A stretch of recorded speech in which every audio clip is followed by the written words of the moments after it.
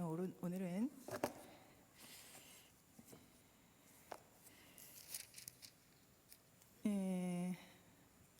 베드로를 좀 살펴보는 그런 시간을 좀 갖겠습니다. 참 성경이 참 오랜 시간의 이야기를 이렇게 목적이 있게 이게 쓰여진 글인데, 참 베드로는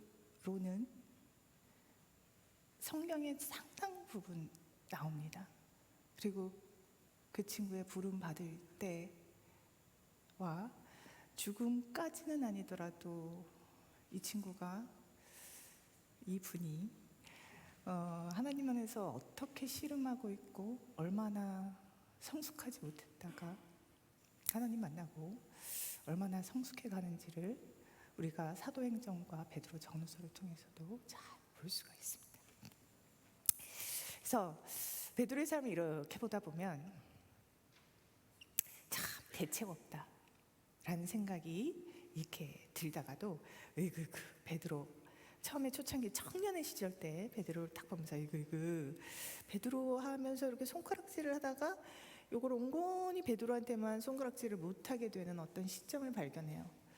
그 모습이 온건히 베드로한테만 지적질을 하는 부분이 아닌 것을 깨닫게 되는 순간들이 있습니다. 특히 저에게는 베드로가 그런 것 같습니다.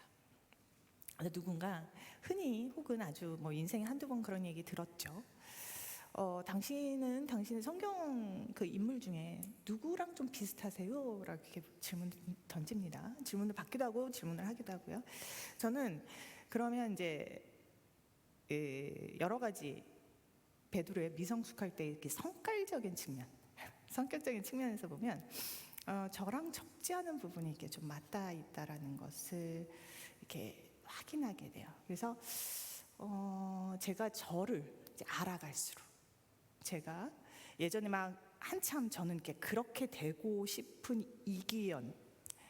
이기연에서만을 집중하다 보니까 저는 제가 어떤 사람인지 잘 몰랐어요. 늘 되고 싶은 그럴듯한 이기연 가운데서 이렇게 계속 갈팡질팡을 하고 있었는데, 하나님을 만나면서 이제 하나님과 이제 진실한 대면들을 하면서 나 이기연이 누군가 이렇게 이제 보게 됐어요. 예전에 되게 안 믿으실지 모르겠지만 저를 이렇게 처음 하나님 만나고 하나님 만나기 전엔 제가 상당히 이렇게 바울 같다는 얘기를 들었습니다. 되게 충직하고. 그런데 제가 하나님 안에서 계속 저를 만나가면서 저는 어떤 저를 만나게 됐냐면 베드로 같은 저를 만나게 됩니다. 자, 베드로 누군지 잠깐 우리가 좀 살펴보겠습니다. 베드로가 갈릴리 호수의 약간 작은 베세다라고 하는 작은 어촌 마을에서 어부로 일하고 있었는데, 예수님께서 사람 낚는 어부로 부르셨죠. 그리고 모든 것들을 내려놓고 예수님을 따릅니다. 그래서 이렇게 모든 것을 버리고 가는 것을 보면 굉장히 좀 충성심도 있어요. 그리고 12 제자 중에서 최측근으로 예수님을 섬깁니다. 그래서 그런 열심도 베드로에게는 있습니다. 그런데 베드로에게는 이렇게 깊은 사유를 하면서 신중하게 생각하고 이렇게 행동하는 사람은 아니었어요. 이렇게 좀 우욱하는 성격도 있었고, 이렇게 충동성도 상당히 높은 사람이었습니다. 그래서 예를 들면 예수님께서 마지막 만찬 때 이렇게 제자들에게 이렇게 발을 닦아주셨죠. 그 사건 아시죠? 그랬을 때 막 그 열심히 예수님 그러시면 안 됩니다. 발 닦으시면 안 돼요 하면서 막 이렇게 거부를 했어요. 근데 예수님께서 내가 너를 씻어주지 않으면 너와 내가 상관이 없다라고 말씀을 하셔요. 그러면 안 되죠. 근데 이게 무슨 말인지도 몰라요. 베드로는 깊이 사유하고 이게 무슨 뜻일까 묻지도 않습니다. 왜요? 이게 무슨 뜻일까요? 묻지 않아요. 그러면 안 되죠. 그러면 저의 어떻게 보면 발뿐만 아니라 손과 머리도 씻겨달라고 막 이렇게 쪼릅니다. 이만큼 좀 베드로가 이렇게 딱 보면 이렇게 좀 이렇게 우아하고 이렇게 진중한 이렇게 사유형의 사람은 아니었습니다. 그리고 예수님이 이제 겟세마네에서 깊은 기도를 하시고 이렇게 내려오실 때도 이제 대제사장들과 군대 그리고 바리새인들이 이렇게 몰려와가지고 체포를 하려고 하죠. 그랬을 때도 예수님의 뜻은 아랑곳 없습니다. 그냥 칼을 탁 뽑아가지고 대제사장의 종의 귀를 이렇게 잘라내죠. 그래서 되게 또 이렇게 호통을 받습니다. 그러니까 예를 들어서 그러니까 베드로는 항상 하나님의 뜻, 하나님을 진짜 사랑을 하면서도 하나님의 진정한 뜻, 그 의도를 좀 파악하지 못했어요. 그래서 늘 예수님을 열심히 섬기면서도 자충우돌하면서 오히려 주님의 일을, 주님의 사역을 방해할 때가 많았습니다. 그래서 저 같은 경우에도 늘 그런 것 같아요. 열심히 하다가도 결국 이게 주의 뜻이 아니라 이렇게 나의 뜻으로 하나님 따라오 붙으세요. 그리고 이건 이렇게 해야지 맞지 않습니까? 이게 이래야지 좋지 않습니까? 하면서 이렇게 계속 이렇게 하나님을 좀 저는 설득하는 작업을 참 많이 합니다. 이런 부분에서 베드로와 어느 부분은 굉장히 많이 흡사해 있는 모습을 보게 됩니다. 이런 베드로가 이제 마지막 만찬 때 그리고 그쯤에서 예수님께서 돌아가실 것과 그의 죽으심을 이야기를 해요. 근데 사실은 그때까지 제가 베드로래도 그리고 거기에 있는 사람이라면 이게 무슨 말이야? 무슨 암호 푸는 것처럼 되게 어려웠을 것 같아요. 그런데 지금 이 21장의 장면은 사실은 예수님께서 정말 말씀하신 대로 십자가에서 돌아가시고 그리고 난 다음에 부활하셔서 베드로와 그의 제자들에게 나타나십니다. 그래서 21장은요 사실 첫 번째 부활하시고 난 다음에 나타나신 장면이 아니에요. 그 전에 이미 나타나서 도마와 있었을 때도 나타나셨고 또 다시 제자에게 나타나셨을 때도 베드로는 옆에서 보았어요. 베드로는 사실은 이 부활하신 예수님을 세 번째 보고 있는 상황입니다. 자, 이렇게 이제 세 번째 보고 있었을 때 어떻게 예수님이 이제 다 베드로와 마주하세요. 그러고 난 다음에 우리가 너무나 잘 알고 있는 너가 나를 사랑하느냐 내 양을 먹으랴. 그래서 세 번 이제 이야기를 물으십니다. 자, 그러면서 많은 이제 생각들과 이제 해석들 가운데서 베드로가 하나님한테 예수님을 이렇게 부인했잖아요. 이 세 번 부인한 것처럼 예수님께서는 그것을 상기시키면서 세 번 너가 정말로 나를 사랑하는지를 묻는 장면을 이렇게 보게 됩니다. 그러면서 하나님 안에서 내 양을 먹이라 하면서 예수님께서 자신이 맡았던 일을 부활하시고 승천하실 때 베드로에게 맡기고 가시는 장면입니다. 이거 상당히 큰 사건, 큰 소명을 베드로에게 주는 장면이죠. 근데 오늘 제가 좀 더 살펴보려고 하는 18절부터는 사실은 그 내 양을 먹이라라는 장면 이후의 이야기입니다. 18절을 보시면요, 베드로에게 예수님은 또 말씀하세요. 네가 진실로 진실로라고 얘기를 합니다. 처음에 그 요한복음 앞에서 보면 진실로 네가 닭이 울기 전에 세 번 나를 부인할 것이다라고 하고 그것이 나타났어요. 확증됐어요. 이것처럼 진실로 진실로 강조한다라는 것 자체는 정말 이 일이 일어날 것임을 분명히 하시는 말씀입니다. 그랬을 때 예수님께서 내가 진실로 진실로 내게 이르노니 네가 젊어서는 스스로 띠를 띠고 원하는 곳으로 다녔거니와 늙어서는 내 팔을 벌리리니 남이 내게 띠 띠우고 원하지 아니하는 곳으로 데려가리라 라고 사명 내 양을 먹여라 라고 말씀하시고 난 다음에 이 이야기를 말씀을 하십니다. 자, 늙어서 내 팔을 벌린다라는 의미는요 학자들에 의해서 두 가지 의견으로 좀 나뉩니다. 뭐냐면 앞으로 베드로가 십자가에 못 박혀 죽는 그의 삶을 이미 예언하셨다라는 이야기가 있어요. 정말 실제로 성경에는 나타나지 않지만 많은 역사서에서 베드로가 네로 황제의 기독교 핍박 가운데서 십자가 처형을 받습니다. 근데 예수님과 똑같이 십자가 처형을 받을 수 없다 하여 거꾸로 매달려서 죽었다라는 기록이 있어요.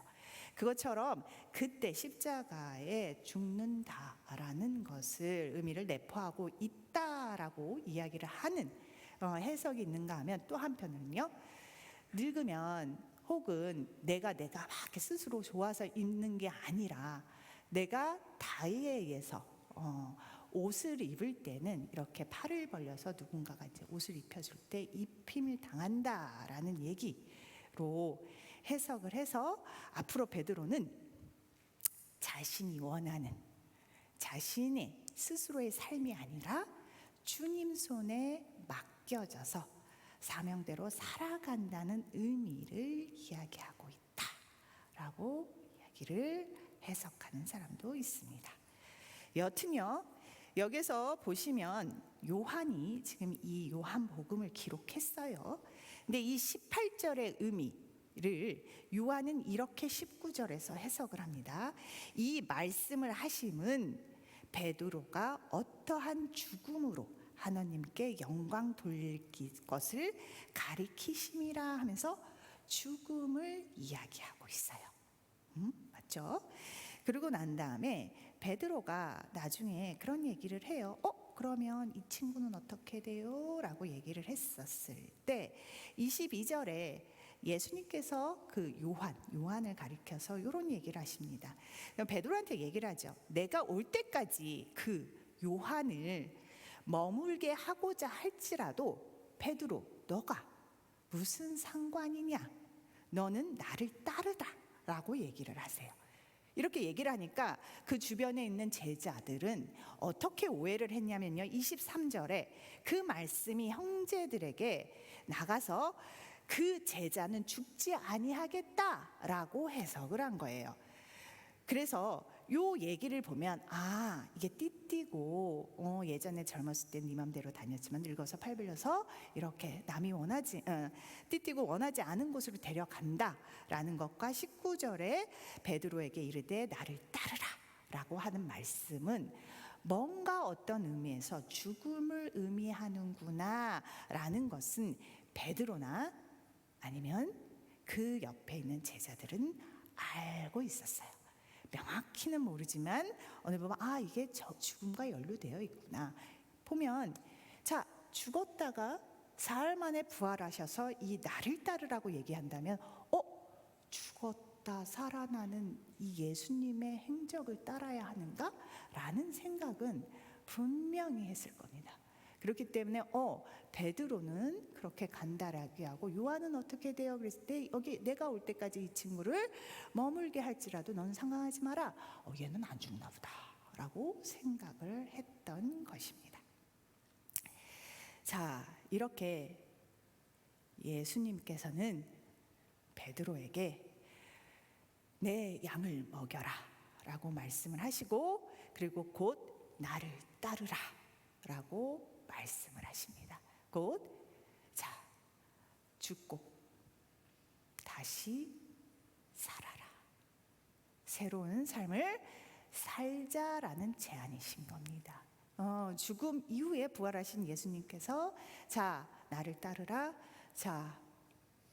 우리는 죽고 다시 살아나 새로운 삶을 살아가자 라는 제안을 하시며 그 새로운 삶으로 베드로를 초대하고 계십니다. 이제 내용은 이래요. 내용은 이렇습니다. 근데 이게 제목에서도 봤듯이 오늘의 제목은 동상이몽이에요. 제목의 의미심장합니다. 얘기가 여튼 이런 식으로 흘러간다면 우리는 대충 예상을 할 수가 있어요. 영화를 만약에 예를 들면 영화를 보더라도 온전하지 않는, 어떻게 보면 깡패 영화를 본다고 해도 여러분 생각해 보십시오. 어떤 부하가요, 보스를 배신합니다. 배신해요. 그것도 엄청 충직하게 따르다가 딱 결정적인 순간에 보스를 배반해요. 그리고 도망갑니다. 그런데 어떻게든 보스가 죽을 고비를 막 다 넘겨가지고 결국은 살아요. 네, 뭐 하여튼 생존합니다. 그러고 난 다음에 딱 부하랑 마주합니다. 그러면 보스가 이 친구를 확 죽이지 않고, 그래, 너의 그 상황들 이해한다. 하지만 다시는 이런 일이 없어라. 자, 내가 이제 너에게, 너를 믿고 내가 그동안 했던, 벌렸던 카지노, 무슨 도박장, 이런 것들 다 너에게 줄 것이다. 우리 지역을 관리해라. 곧 나의 갔던 길을 네가 1인자가 되어서 따라라. 라고 이야기가 하물며 폭력, 무슨 영화에서 이렇게 나타난다고 합시다. 그러면 그 다음 부하의 반응은 어떻습니까? 부하의 반응은요, 당연히 거기에서 오만 가지 뜨거운 감정과 감사와 뭐 후회와 해안이 막 밀려오면서 충성, 최선을 다해서 정말 죽기까지 다시는 배신하지 않고 보스, 형님을 따르겠나이다, 이러지 않겠어요? 이렇게 가야지 이야기는 뭐 이게 이렇게 앞뒤 좌우가 맞는 것 같습니다. 그리고 지금 이 요한복음은요, 복음서예요. 복음, 복된 소식을 전하는 서신이란 말이죠. 자, 그러면 지금 하나님께서 우리에게 지금 예수님을 통해서 무슨 일을 하셨는지, 지금 우리가 죄를 온건히 짊어지고 돌아가셔서 다시 부활을 했던, 사망의 권세를 이겼다라는 것이 지금 그게 어떤 의미이고 우리 삶에 어떤 영향인지를 지금 복음서가 하나도 아니잖아요. 마가복음, 마태복음, 누가복음, 요한복음 이렇게 쓰고 있단 말이에요. 승리의 복음서입니다. 자, 그러면 솔직히 말하면 20장, 사실은 20장에서 끝내도 돼요. 예수님 부활하셔가지고 도마가 의심했는데 그거에 대해서 정확하게 살아계심을 나타냅니다. 그리고 이 책에 기록한 목적도 30장과 31절에서 나타내고 있어요. 그렇기 때문에 사실 21장은 없어도 돼요. 근데 21장에서 이렇게 쭉 얘기를 하는데 베드로가 알아서 정말 충성하겠습니다, 진짜 따르겠습니다 하면서 멋지게 빵빵빵 하고 끝나야 사도행전부터 쫙 이어지면서 이야기가 승전 이야기가 되는데, 이 베드로가 정말로 어처구니 없이 베드로의 이 반응은 너무나 예수님의 그 행적과 그 끊임없는 자비와는 무색하게 지금 베드로는 뭐라고 얘기를 하고 있냐면요, 20절입니다. 자, 18절 19장에 예수님이 진지하게 베드로에게 얘기를 해요. 베드로가 그걸 듣습니다. 그러고 난 다음에 20절 뭐라고 써 있습니까? 베드로가 돌이켜. 자, 돌이킨다는 게 뭐냐면 예수님하고 얘기를 하다가 이렇게 몸을 돌이킨다는 얘기예요. 그러고 난 다음에 뭐라고 합니까? 예수께서 사랑하시는 그 제자 따르는 것을 이렇게 봅니다. 요한이 따라오는 걸 봐요. 그리고 난 다음에 그가 그러면서 설명을 합니다. 그는 만찬석에서 예수의 품에 의지하여 주님을 파는 자가 누구니까 물은 요한임을 밝히고 있어요, 간접적으로. 그리고 난 다음에 베드로가 이 절대 설명한 사명을 받는 그 자리에서 베드로가 이 요한을 보고 뭐라고 말을 하냐면 예수께 여짜옵니다, 묻습니다.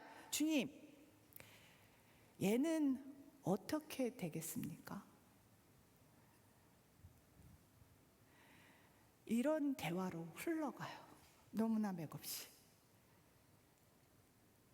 자, 이것도 또 얘기가 분분해요. 학자들 중에서는 예수님의 가장 측근의 요한을 베드로가 질투했다, 그래서 한편으로는 질투의 마음으로서 나는 그렇다면 쟤는 어떻게 되는데요? 물었을 것이다. 두 번째, 자기가 죽음으로 가는 이 과정이 사실 힘겹지만 이 12제자 중에서 가장 나이가 어린 요한이 따라오는 것을 보고 근심하는 마음에, 염려하는 마음에 주님, 쟤는 어떻게 됩니까? 라고 묻는 장면이다. 뭐 하여튼간 이런저런 이야기가 있습니다. 그런데 베드로의 마음이 질투던 아니면 요한을 향한 염려의 마음이던 베드로가 사명을 받는 자리에서 그 순간에 몸을 돌이켜서 쟤는 어떤데요? 라고 묻고 있다는 것입니다. 저는 이런 부분이 참 저랑 닮아 있다 라는 생각을 하게 돼요. 자, 이런 모습을 보면서 참 베드로야, 너는 진짜 예수님을 함께 하면서도 참 안 듣는구나, 참 못 듣는구나 싶습니다. 자, 그전에도요, 우리가 얘기했던 것처럼 그래요. 죽지 않으셨을 때 예수님이 죽고 부활한다는 얘기가 다 무슨 얘기인지 못 알아들었을 겁니다. 그래서 베드로가 되게 뻘짓을 해서 사탄아 내 뒤로 물러가라는 얘기까지, 호통까지 들었다고 쳐요. 근데 지금은 돌아가시고 십자가에 돌아가시고 무덤까지 봤어요.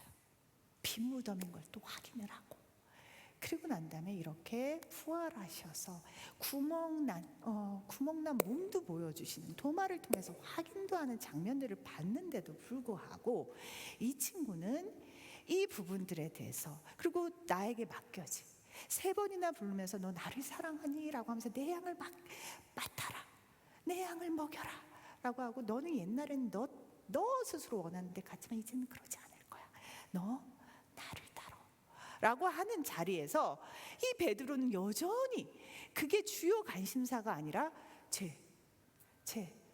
쟤는 어떤데요? 라고 묻고 있다라는 것입니다. 자,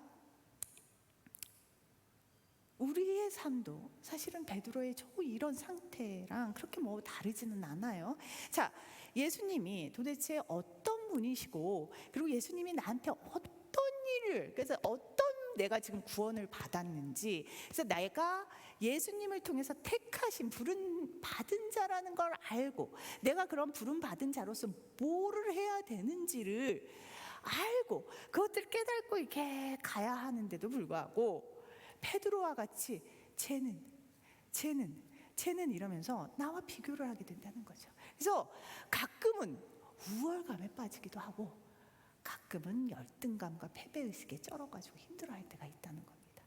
또 혹은 뭐가 수 틀리면, 그래서 막 수가 틀리면 내가 지금 주님한테 받은 사명들을 까먹고 수가 틀리면 막 싸우고 어떻게든 흠집내고, 혹은 한편으로는 갈등 생겨서 뭐라도 될까봐 엄청나게 그래 마음에도 없는 얘기로 꿍짝을 맞춰준다든가, 아니면 이것도 저것도 이제 너무나 힘들어서 도망간다.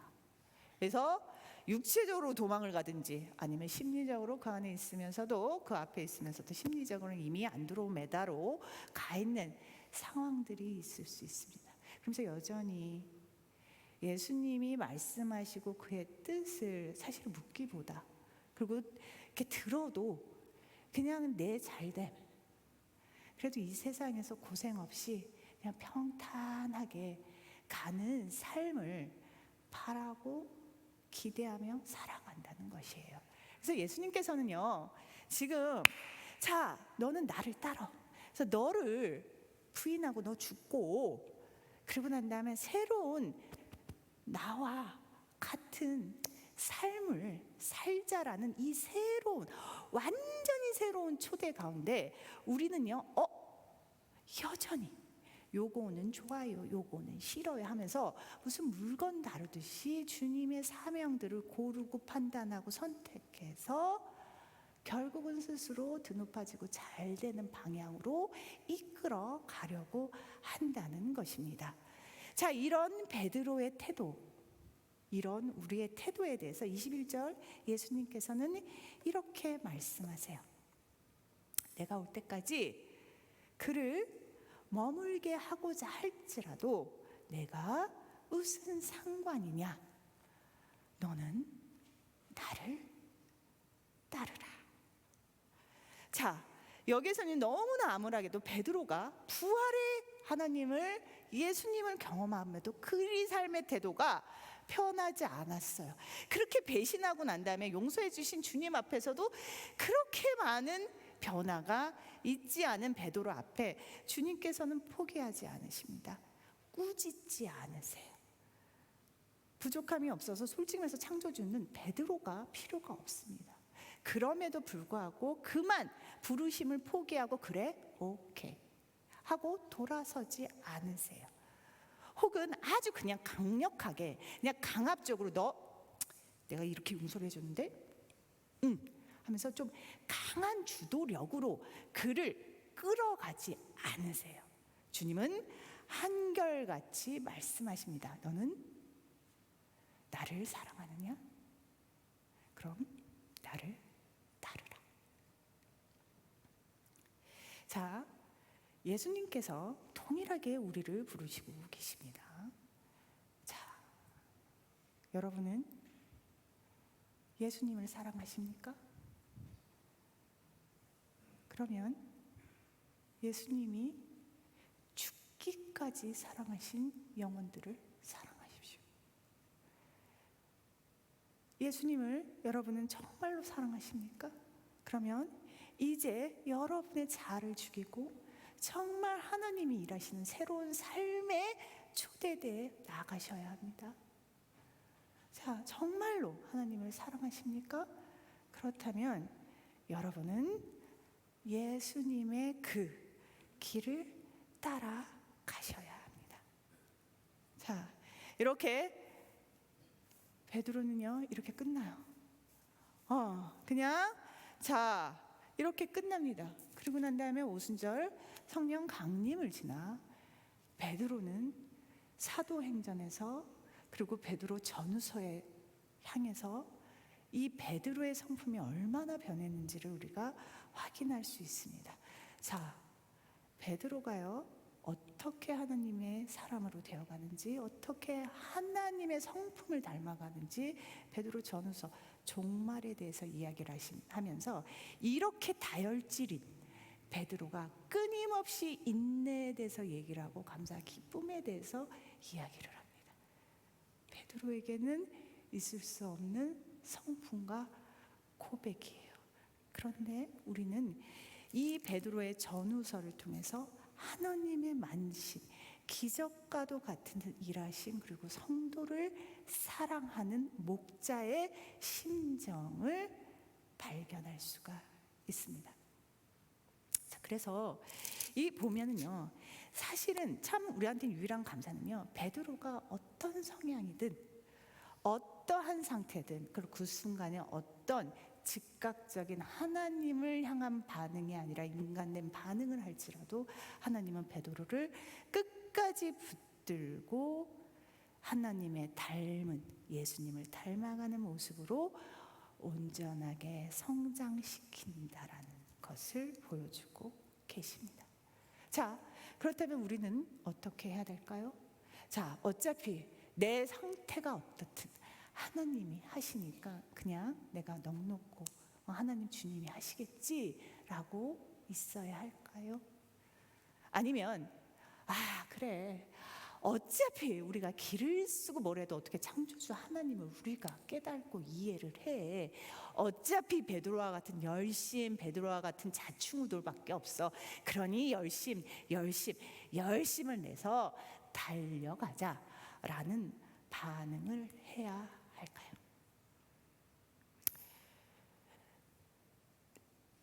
저희 어머니는 지금 많이 아프십니다. 그때 잠깐 오픈을 했지만, 근데 이제 올해 갑자기 더 안 좋아지셨어요.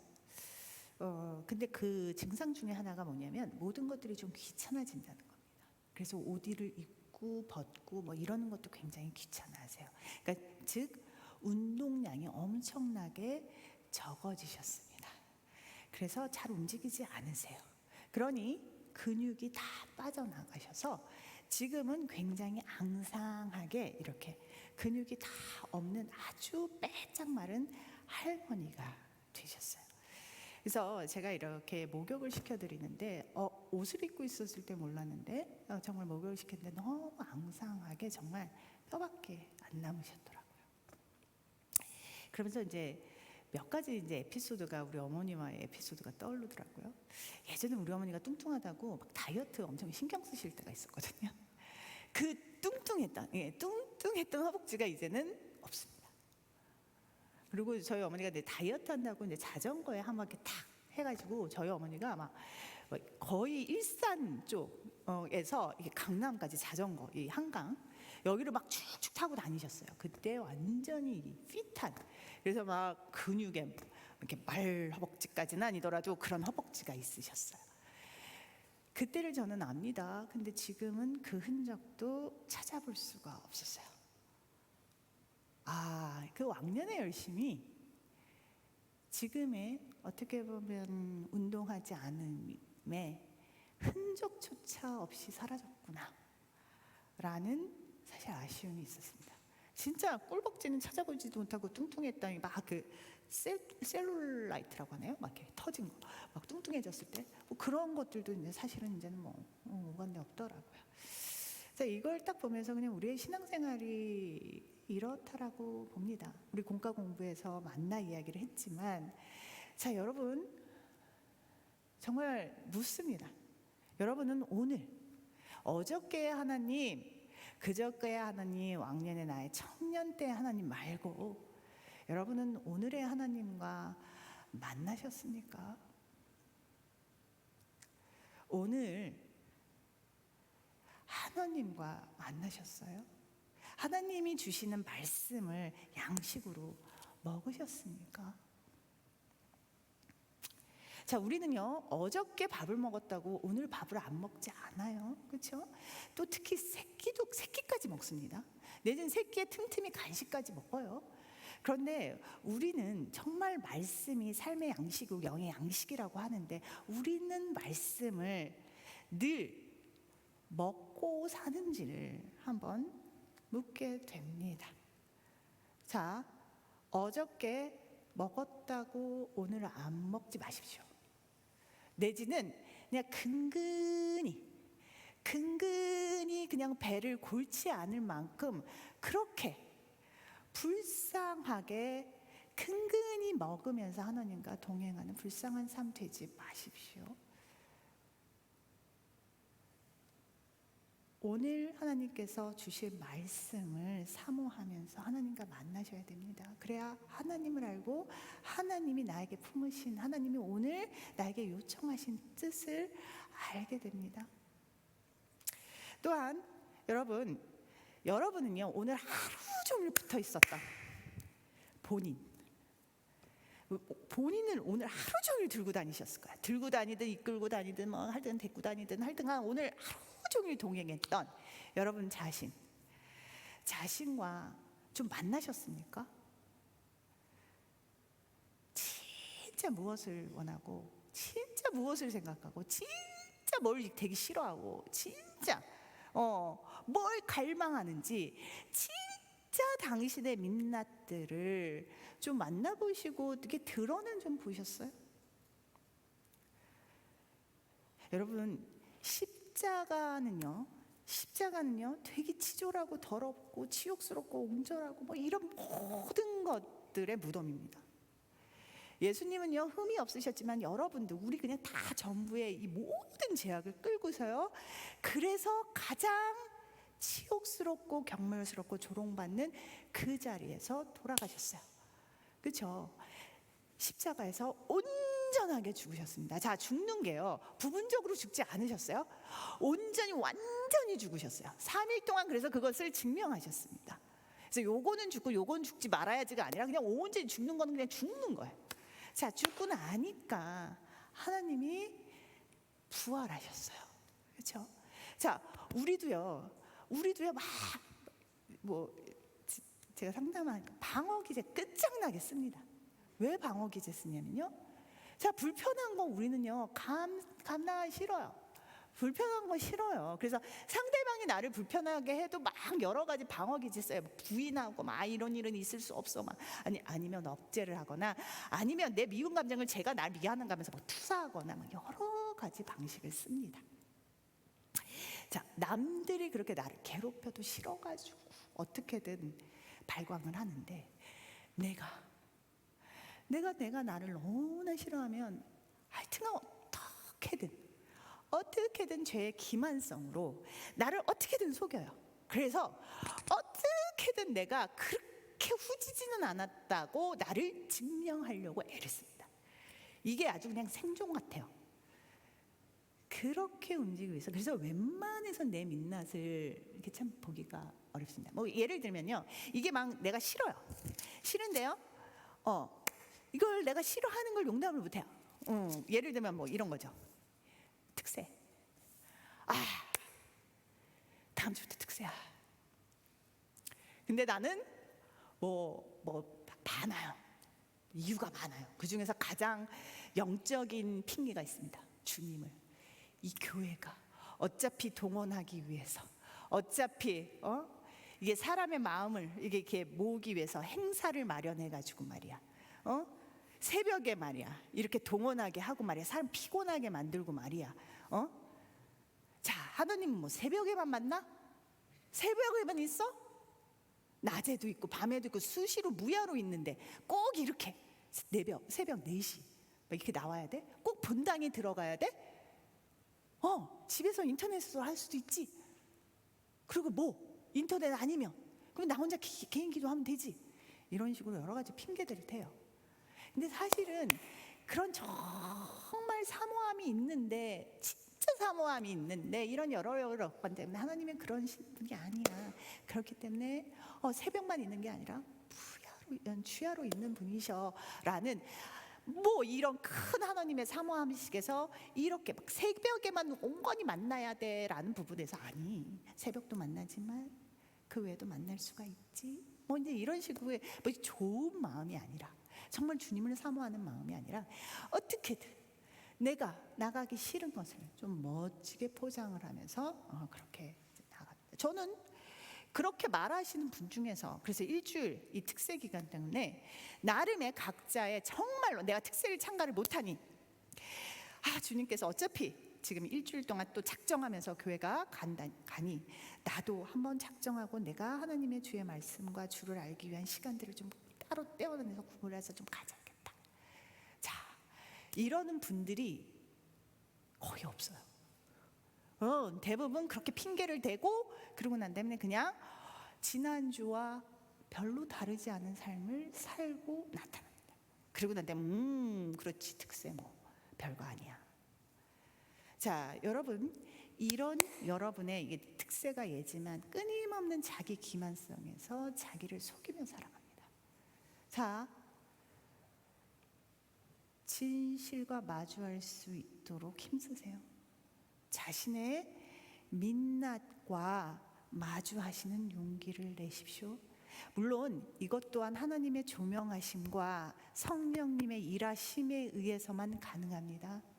그렇지만 여러분 잘 생각하십시오. 우리는 죄인입니다 얘기하면서 정말 너무 부족해라고 하면 진짜 발끈 화를 내고 있는 게 우리예요. 우리는 외식하고 있습니다. 죄인이라는 회치를 하고요, 우리 안에서는 진짜 죄인이 아니고 난 쟤보다 낫지 라고 생각하는 부분들이 있어요. 혹은 내가 죄인이지만 그렇다고 나를 이런 식으로 취급해? 절대로 안 되지 라고 생각하는 부분들 분명히 있어요. 진짜 죄인, 나한테는 소망도 없고 진짜 어떤 부분에선 돌파구가 찾아지지 않는다는 고백 속에서 유일한 구원자 예수님을 찾을 수 있습니다. 자, 우리는 만약에 밑바닥에 가장 쓰레기 같은 나를 만나는 게 끝이라면 우리는 아마 끝까지 도망가라고, 그리고 저 또한 도망가라고 얘기를 할 거예요. 하지만 그 더러운 밑바닥, 우리의 민낯 가운데 유일한 소망 되시는 빛 되시는 하나님이 분명히 자정하시고 나를 따르라 부르신다는 겁니다. 베드로의 그 부족한 자리에서 나를 따르라 라고 부르신다는 거예요. 여러분, 자, 인생 한 번입니다. 인생 한 번이에요. 자, 주님께서 나의 삶에 어떤 것을 기대하시고 소망하시는지 여러분의 삶입니다. 초점 맞추셔야 돼요. 자, 베드로와 같이, 베드로 닮은 저와처럼 맨날 뻘짓하는 늘 그런 불상사는 일어나지만 그런 가운데서도 하나님을 알고 하나님의 뜻을 알고자 애써 힘써 노력하십시오.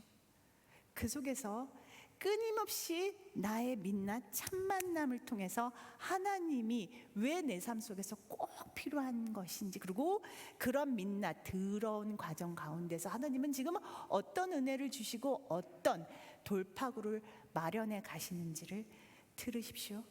자, 특세, 어차피 여러분이 참여 안 하셔도 특세는 진행이 됩니다. 그 가운데서 은혜를 받을 수도 있고요, 아니면 특세에 참여하지 않더라도 일주일 구별되어 기도와 말씀 가운데서 은혜 받기를 원하신다면 분명히 은혜가 떨어지는 사람들도 있을 겁니다. 어차피 여러분들의 삶이에요. 자, 어차피 그냥 지나가도 지나가는 삶, 힘을 내어 기도하며 말씀 보면서 하나님의 은혜 받는 일주일이 될 수도 있습니다. 자, 여러분, 베드로가 어떠한 삶을 살든 끊임없이 포기하지 않고 주님께서 일하시는 주님이, 그 동일한 하나님이 여러분을 붙잡고 견인해 가십니다. 성숙한, 어떻게 보면 철든, 혹은 이제는 주님은 이제 그만 무시하고 그만 나 속여가며 있지 않고, 주님, 정말 주님이 누구시고 주님이 내 가운데서 혹은 주님이 원하시는 그 마음이 무엇입니까? 그 뜻이 무엇입니까? 묻는 한 주간 되셨으면 좋겠습니다. 동상이몽 속에 언제나 포기하지 않는 주님의 은혜를 경험하시길 바라겠습니다.